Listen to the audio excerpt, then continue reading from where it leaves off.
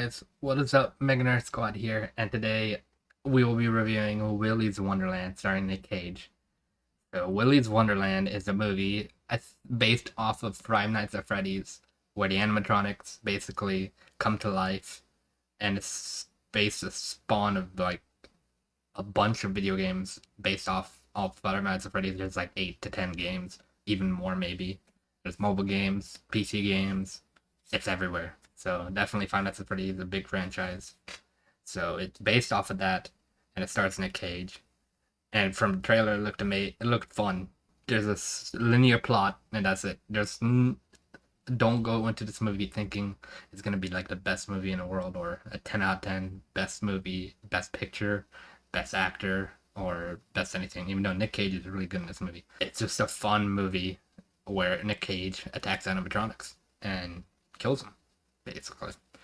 But I really enjoyed this movie. Nick Cage is a janitor, and his car gets busted. His tires get busted because someone put spike tracks on the road, and definitely he has to go get it fixed. And the only way to take is cash, and so he doesn't have cash. So the owner of this place called Willy's Wonderland offers him a job. If you clean this place up overnight, and then in the morning you're back, then definitely your car will be waiting right here with tires fixed, and you can go. You're on your way. So definitely he accepts the offer, and then he starts cleaning, and then he realizes an animatronic is alive, and that animatronic literally tries to kill him, and he literally destroys the animatronic and beats him to bloody death. And that's a great start to this movie. There's also a side plot, a side character, and side plot where this girl basically is trying to destroy Willy's Wonderland because she knows what happens there. And throughout the movie, you get more stuff and more scenes of who she is, and she ends up being the sheriff. Eventually, figures out what's happening at Willy's Wonderland. There's all these kids dying. So basically, these serial killers were working at Willy's Wonderland back in the 90s, and the main guy who created Willy's Wonderland was the actual serial killer, and he used a Super Family Fun Room, which was a private show for birthday kids. They could pay for that, and would kill the kids every time in a private showing. They would kill kids left and right. They started getting in trouble, and police started catch on to them, and eventually they ransacked the place, but they found their dead bodies. And basically they were doing a satanic ritual and killed themselves to put their souls in something that's not living, basically. So it ends up going into all these animatronic characters from Willy's Wonderlands. There's like 7 of them. Also, the girl's friends are basically going with her to burn the whole Willy's Wonderland down. And they're trying to get Nick Cage out, but he doesn't get out because he does his own thing and tries to kill all the animatronics.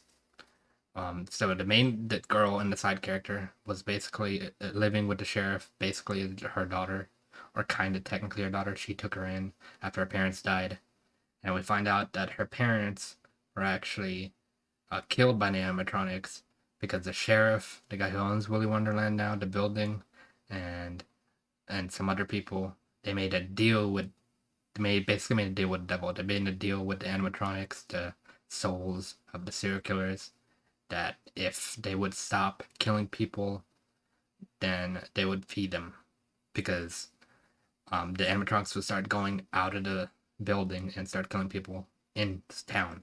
So they wanted that to stop. So they said they would feed them if they stopped killing their townspeople. So they let so many people die and feed them to the animatronics, and they literally put this family in there and let the animatronics kill them to feed them, the serial killers. And this girl, basically by herself, it survives throughout the night, and the sheriff takes her in, and she grows up and she figures out everything. Yeah, and that's what was the side plot. But Nick Cage, he always takes a break in between, when he has a timer that takes a break, and then when it beeps, he goes, drinks the soda, and plays an arcade game every time. No matter if he's in the middle of fighting animatronic, or someone, or the kids are fighting the animatronics, he literally takes that break, drinks soda, and plays arcade games till it beeps again. And there's this awesome scene near the end of the movie where he's basically takes that break and he's dancing, trying to beat the arcade game, trying to get the high score. It's just a funny moment in the movie and an awesome scene. So Nick Cage basically kills all the animatronics. The girl's friends, they try to light the place up, and then they try to look for her because she goes inside to save Nick Cage, but she gets trapped in there, and then all the kids die in their own gruesome ways. It's awesome. Definitely, if you're a fan of slasher movies, you'll like all the blood and gore in this movie. And this movie's for you. And I love this. This movie was amazing. I just really had a fun time with it. Nick Cage defeats all animatronics, and he takes his car back and leaves with the girl. And basically, the sheriff gets killed by an animatronic, and then the mayor and then the building owner gets killed by an animatronic that's still alive at the end of the movie, and lights the car up and explodes, kills the animatronics and the guys. So basically, all the animatronics are gone now. They did a really good job with making this creepy aesthetic of a kid's family place. So that's really awesome.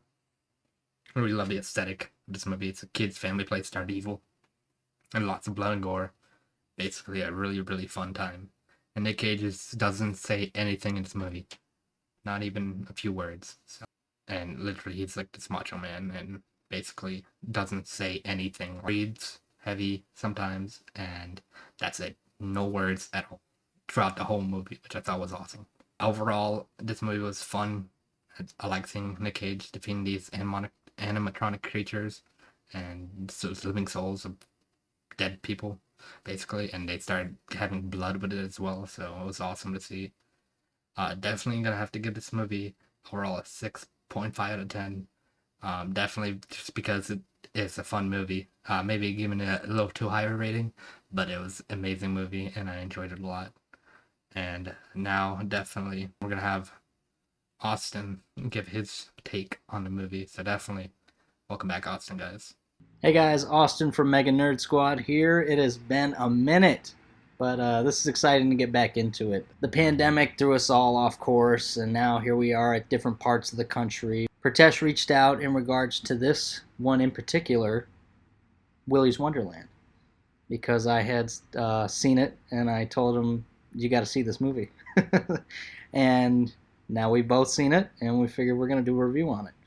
So, without further ado, the review for Willy's Wonderland. First off, for the movie, because he drinks those energy drinks in it, I had to get the closest thing that I could, which was this NOS GT grape, and it was actually really good. It was my first NOS that I've ever had. It was actually really good. This thing tastes exactly just like grape soda, but I haven't really felt any like huge energy. Maybe I'm just not feeling it, and it is actually coursing through my veins. So forgive me if I'm a little too, crazy. I was impressed with this movie, to be honest. Right off the bat, I was very intrigued to see it. I loved the idea of it. I saw the trailer and was like, I gotta see this movie. Now, Nick Cage does not talk in the trailer, nor does he talk throughout the entire movie. Yes, you got that right. You heard me right. He doesn't talk the entire movie. Now, I started to speculate, is it a budget thing because this is low budget? But no, I don't think that was it at all. Because as it turns out, one of the reasons it was made, or probably the only reason it was actually pulled into actual full production, was because Nicolas Cage loved the script. And I believe he was an executive producer on it. So if he wanted him to talk, he could have changed it or did whatever he wanted to. But maybe he loved the fact that he just didn't talk. And I actually grew to love that fact too. His character in this movie is like kind of your typical badass, where they don't talk, they wear shades, they just will do the nod. The whole point of Willy's Wonderland is it's these animatronics that are possessed in a way kind of like Chucky was, where the soul transfer happened. Willy's was started by this creepy serial killer guy, like a John Wayne Gacy type or Dahmer or Bundy or whatever, he would, him and his colleagues that worked there would kill and prey on these families and their children. And when the police came to arrest them, like this big bus, the SWAT team or something, they had found that they did this weird ritual and sacrificed themselves. And the way the story goes, it worked. And these animatronics would still feed on these people. Even though the place was closed, they would get out and prey on the people of the town. So the people of the town, just a few of them, the sheriff, the guy that owns Willy's, and the mechanic guy, make a pact that they're going to bring people to Willy's in order for them to, like offer up a sacrifice. That way they don't prey on the townspeople anymore. So from their point of view, you can kind of see it's very messed up, but that's the reason that they did it. This time they got the wrong one. They put Nicolas Cage in there. There's a cool line of dialogue that the female lead in this has, where she says, you don't get it. He's not trapped in here with them. They're trapped in here with him. Because throughout the course of this movie, he picks off, like, there's 8 animatronics, and he just keeps picking one off after another because they keep, like, trying to mess with him. And he just completely kicks ass due to these things. Not this exactly, but these energy drinks that he's pounding throughout the movie for whatever reason. I think he's filling a void there with those energy drinks. But what the void is that he's filling, I don't know. Maybe he used to be a hitman and he doesn't want to do that anymore. Now he's releasing all this energy that he's built up on these animatronics that are trying to kill him. And he's just taking them out one by one. Why they don't all attack him at once is one of the questions I had. A couple of them will attack at once. At least in one part of the movie they did. But other than that, they usually just kind of one by one. Maybe because they don't really think that he's all that. So they just keep trying one by one. I loved the originality of it. It was well executed. It wasn't underwhelming. It wasn't overwhelming. It was exactly what I expected it to be. This kind of, kind of cheap, fun horror B-movie. And I just love that genre so much anyway. So going into it, I got exactly what I had expected. When it first starts, I did think that one of the parts looked really cheesy. This guy gets like dragged away down the hall, and it's like, it looks funky. And right when that happened, I just kind of thought to myself, oh, here we go. But that was probably the only part that I didn't care for, to be honest. It continued on a straight course throughout the whole movie. It's only an hour and 20-something minutes, and I liked it the entire time, pretty much. The animatronics, I liked those characters. Willy the Weasel, Nighty Night, Artie the Alligator, Gus Gorilla. I mean, they were really cool characters. Some of them I didn't care for so much, like that Siren Sarah. She's like a fairy. She's definitely creepy. Like, she has this thing where her mouth changes to this creepy, nasty, black, nasty, like, slime with sharp teeth. I liked this movie a lot. It's an inspiration too, because it's very low budget. It was just going to be, I believe it was just going to be a short, and then Nicolas Cage read the script, loved it, and they went into full-on production to make a feature out of it. And they did it just in the nick of time. I think it was like February to March last year when the pandemic hit. That's when the last time I was on this channel. And they finished up the production. So they got really lucky there and got it right off into the nick of time. I can't wait to own this movie. Next month it comes out on Blu-ray and DVD, and I'll definitely be getting a copy to add to my collection. This is definitely, if you like cult classics or B-horror, this is definitely the movie for you. If you're not into that type of stuff, you don't like that genre, I would strongly not recommend it for you. But for me, it's right up my alley. It's like a roller coaster. It's just fun. It's not long. It's not drug out. It's got fun stuff happening into it. It's not like overly too much to understand. There's one sequence where you get all the backstory to find out who this guy is that was this serial killer that transferred the soul into the animatronics. The underlighting that they used also on the stage, a couple of points there's these lights on the stage, you know, because it's like a Chuck E. Cheese place with these animatronics up on the stage. But the underlighting was so good that they had to project onto Willy's face. It's exactly what you use when you're telling a scary ghost story. You know, you get the flashlight and you put it under your face, and it creates that very ominous, scary look. And they did that. They achieved that with the animatronic. I mean, just in doing that. I'd say it's top of the line for B movies. To me, it's an instant cult classic. I have no doubt that this movie is going to like flourish in the cult classic realm of, you know, Killer Clowns and Monster Squad. It's going to be up there with those, I think. Also, I wouldn't mind seeing a part 2. I feel like it can definitely be done with the way this ends. They're pretty much all destroyed, basically, I guess. But one of them, I guess, is still around. Maybe more. Maybe she puts them back together. It'd probably be cheaper than the first one. But I don't care. I would love to see the characters return. I'd absolutely love to see Nicolas Cage return. That's pretty much my review. I highly recommend it. I love that movie. It's fun. It's original. It's an inspiration to young filmmakers like myself who want to make just fun horror movies. I'd give this movie probably a solid 8. I really liked it. I might probably go as far as an 8.5 even.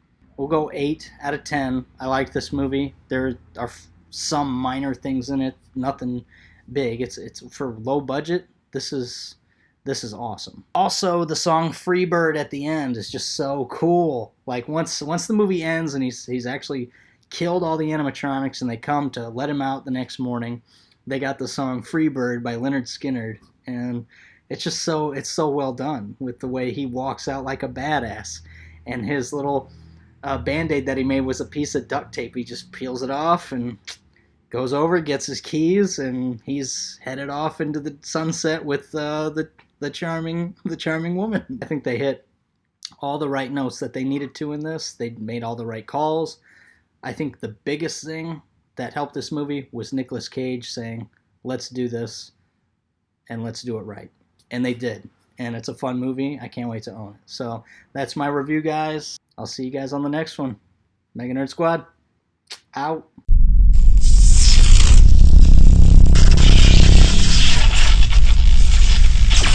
Oh, and be sure to get some Nos grape if you like that sugary stuff. Yeah!